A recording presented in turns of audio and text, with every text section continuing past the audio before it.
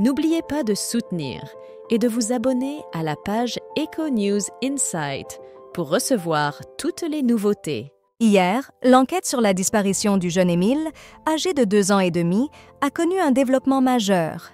Émile avait disparu alors qu'il jouait dans le jardin de ses grands-parents le 8 juillet 2023. Malgré les efforts déployés par les forces de l'ordre, les pompiers, les bénévoles et les équipes cynophiles, aucune trace de lui n'avait été trouvée.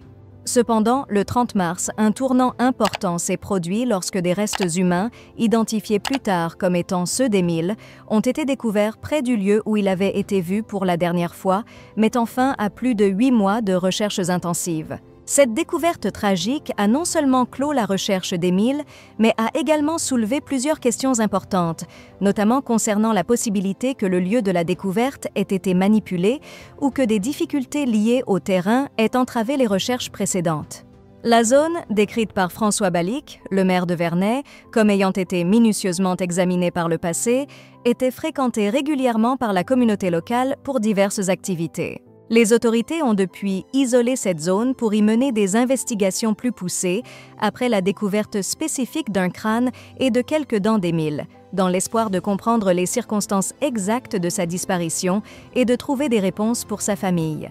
Quelques jours avant une découverte capitale, le 28 mars, une reconstitution détaillée a eu lieu dans la région du Haut-Vernay.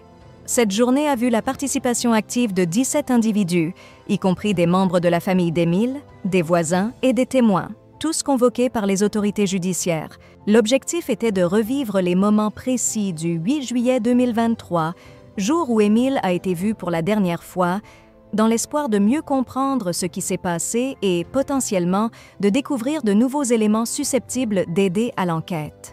Le colonel Pierre Coursière a souligné l'importance de cette démarche visant à reconstituer les événements de manière chronologique pour vérifier la cohérence des informations collectées par les enquêteurs au cours des 9 derniers mois. 2 jours après cette initiative minutieuse, lors d'une promenade, une randonneuse a fait la découverte des restes d'Émile. Cette trouvaille soulève des questions. Est-ce le fruit du hasard ou le résultat indirect des pressions exercées sur la personne responsable par l'intensification des enquêtes? L'examen des ossements retrouvés a mis en évidence des fractures au crâne, suggérant la possibilité d'un impact sévère. La question demeure, ces lésions sont-elles le résultat d'une chute accidentelle ou bien indiquent-elles qu'une autre personne pourrait être impliquée? La difficulté à établir les circonstances exactes est accrue par le manque de certaines parties du squelette et par l'état de conservation des ossements.